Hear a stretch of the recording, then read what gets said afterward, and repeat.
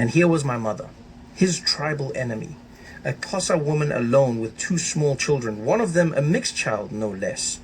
Not just a whore, but a whore who sleeps with white men. "Oh, you're a Xhosa," he said. "That explains it. Climbing into strange men's cars. Disgusting woman."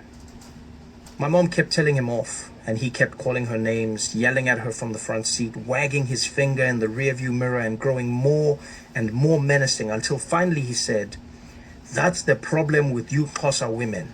You're all sluts, and tonight you're going to learn your lesson." He sped off. He was driving fast, and he wasn't stopping, only slowing down to check for traffic at the intersections before speeding through. Death was never far away from anybody back then. At that point, my mother could be raped, we could be killed. These were all viable options. I didn't fully comprehend the danger we were in at the moment. I was so tired that I just wanted to sleep. Plus, my mom stayed very calm. She didn't panic, so I didn't know to panic. She just kept trying to reason with him. "I'm sorry if we've upset you, Puti. You can just let us out here." "No."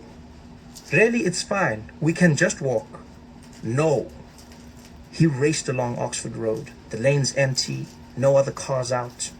I was sitting closest to the minibus's sliding door. My mother sat next to me holding baby Andrew. She looked out the window at the passing road and then leaned over to me and whispered, "Trevor, when he slows down at the next intersection, I'm going to open the door and we're going to jump." I didn't hear a word of what she was saying, because by that point, I'd completely nodded off. When we came to the next traffic light, the driver eased off the gas a bit to look around and check the road.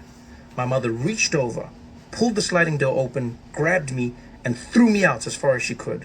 Then she took Andrew, curled herself in a ball around him, and leaped out behind me.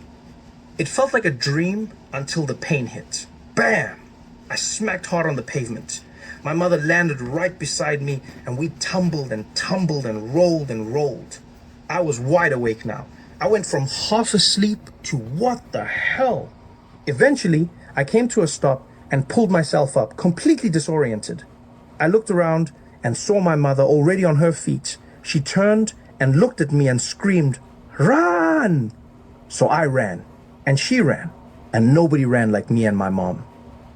It's weird to explain, but I just knew what to do.